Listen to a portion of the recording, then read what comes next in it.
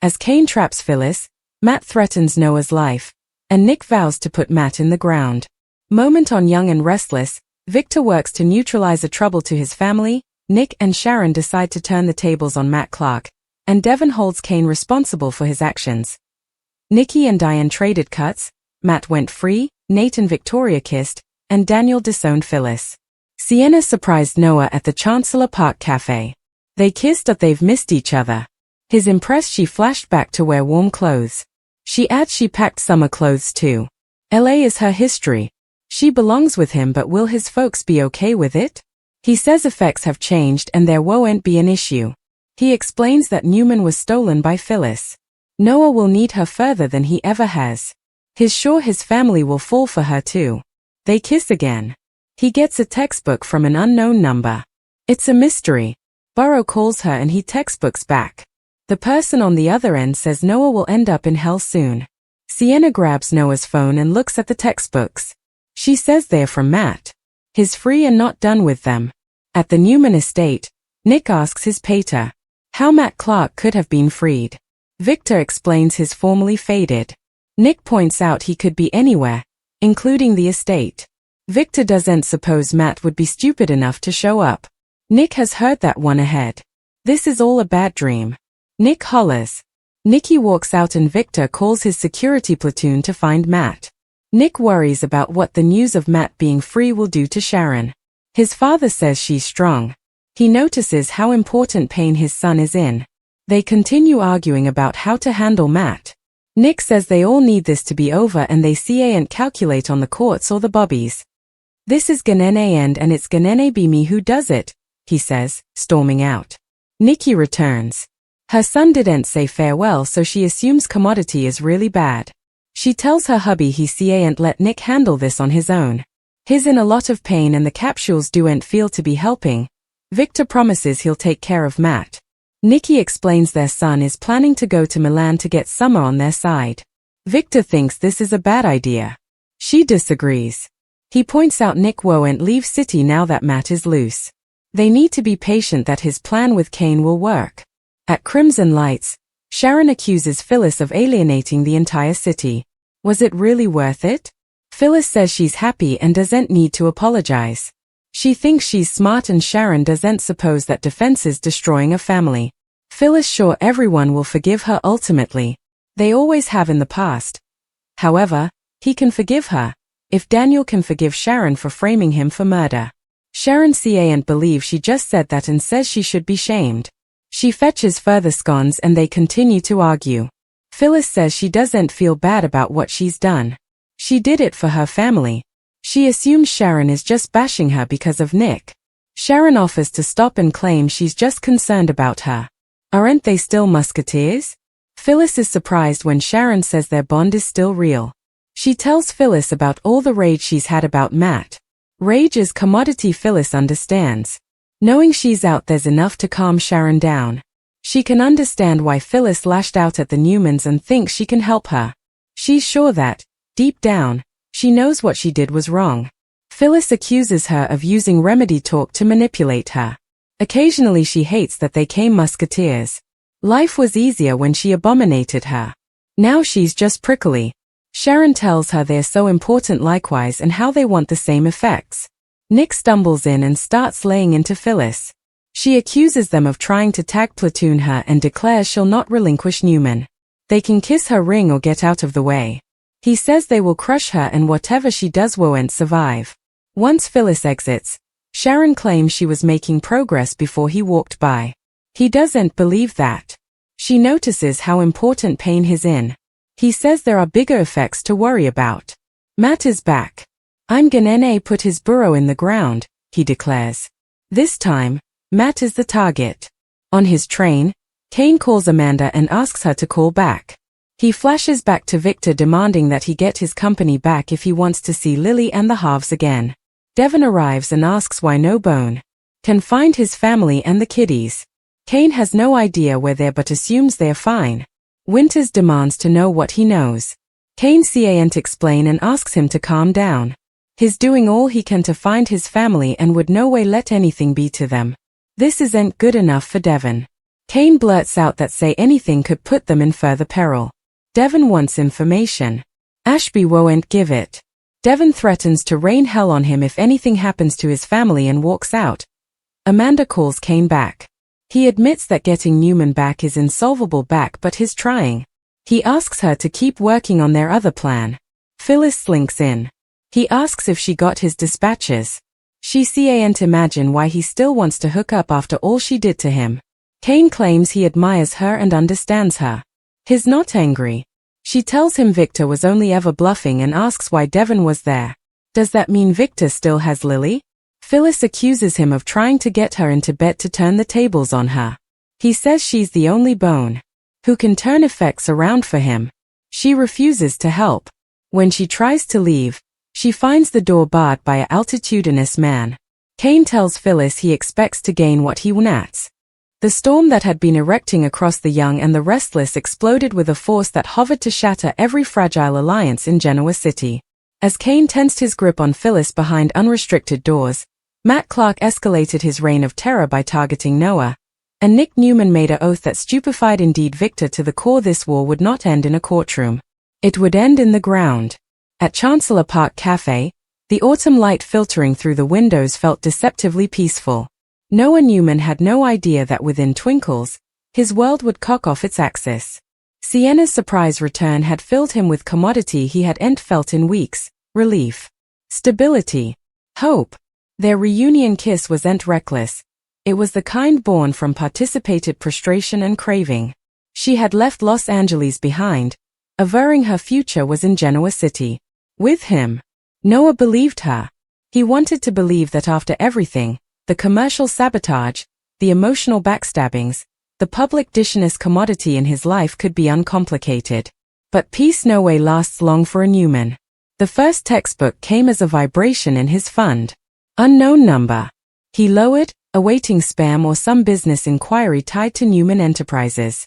Rather, the communication was brief and poisonous. You'll burn for this. Another followed seconds latterly. Hell is nearer than you suppose. Sienna saw the blood drain from Noah's face before he spoke. She took the phone from him, surveying the number, also the words. Her expression hardened incontinently. It's him, she rumored. It's Matt. The name hung between them like a blast. Matt Clark was supposed to be contained, handled, annulled, finished. Rather, he was free. And he wasn't hiding. He was hunting. Across city at the Newman estate, pressure wrapped around the walls like bank. Nick stormed into Victor's office without knocking. The primogenitor of the Newman dynasty looked up sluggishly, controlled as ever, though his eyes revealed computation formally in stir. How? Nick demanded. How does a man like Matt Clark just walk free? Victor didn't raise his voice. He exploited a weakness in the system. That weakness will be corrected. That's not good enough. Nick exploded. He could be anywhere. He could be then. Victor's jaw tensed. Matt Clark would be a fool to approach this house. Nick laughed plaintively. We've said that ahead. Nikki stepped into the rumored argument, her countenance cracking at the edges. She had seen this before: the Newman men circling a trouble with pride and revenge rather of strategy. Victor gestured security to consolidate their hunt. His coffers were formally mustered. But Nick wasn't interested in staying. The courts won't fix this. The police won't fix this, Nick said, his voice low and shaking with fury. This ends with me. He didn't need to clarify what that meant. When he left, Nicky turned on Victor. You cannot let him do this alone. Victor's response was ice-cold certainty. He won't be alone. Meanwhile, at Crimson Lights, a different kind of battle unfolded. SHARON and Phyllis stood toe-to-toe, times of contest and reticent fellowship washing beneath every word. SHARON's wrathfulness wasn't theatrical, it was particular. She had watched the fallout from Phyllis' commercial manipulation ripple through families, through children. Was it worth it? SHARON pressed. Phyllis refused to deteriorate. I defended my family. At what cost? SHARON shot back. The argument shifted when Nick entered. His focus wasn't on old grievances. It was on survival. Matt's out. he blazoned. Phyllis' bravado faltered for a bit of her alternate. Indeed, she understood what that meant. Matt didn't forgive. Matt redressed. Nick didn't look at SHARON when he spoke his coming words. I'm putting him in the ground. The protestation wasn't rage presently. It was resoluteness. Away, Cain Ashby set up himself cornered by consequences of his own timber.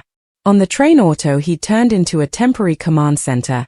He replayed Victor's claim in his mind. Recapture control. Prove fidelity. Or lose everything, including Lily and the halves. Devon burst in, fury slightly contained. Where is my family? Cain's silence was energy to the fire. He claimed they were safe. Devon didn't believe him. Still, Devon advised, you won't need Matt Clark to destroy you, if anything happens to them. I will. Devon left, but the trouble dallied. Also Phyllis arrived. She hadn't anticipated to find herself physically trapped. When the heavy door closed behind her and a towering guard blocked the exit, the air shifted. Cain's tone wasn't romantic. It was strategic. You're the only one who can help me turn this around. She laughed, masking fear with a front. You suppose I'm falling for this? He leaned closer, voice dropping. You want control? So do I. Work with me. Outside that train auto, the stakes escalated further. Matt wasn't pretending. Another textbook lit up Noah's phone. This time, I do'n't miss.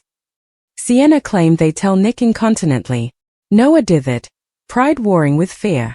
But when a black SUV rolled sluggishly past the cafe windows for the alternate time, vacillation failed. Nick's phone chimed just as he stepped out of crimson lights. It was Noah.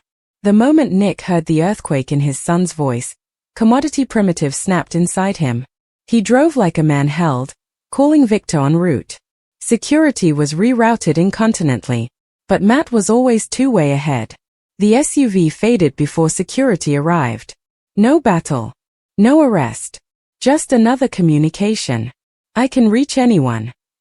Victor understood commodity also that indeed Nick didn't. Matt wasn't just attacking individualities. He was destabilizing the family, creating paranoia, breaking trust. Victor made a decision. Cain would be useful but only temporarily. Matt Clark needed commodity final. Back at the estate, Nick brazened his father again. You said you'd handle it. And I will, Victor replied unevenly. Nick stepped closer. Not your way. Victor's eyes narrowed. Careful, Nicholas. This isn't business, Nick shot back. This is my son. The line had been drawn. That night, SHARON sat alone at crimson lights after closing. The rage she'd confessed before had converted into cold clarity. However, she could give him commodity differently, if Matt wanted chaos. A trap. She called Nick. We stop replying, she said. We make him come to us. Nick heeded. For the first time all day, his voice sustained. I'm done waiting. Across city, Matt Clark watched the Newman estate through binoculars from a distance. He wasn't reckless. He was patient. He smiled as another textbook transferred. To be continued. The war wasn't theoretical presently.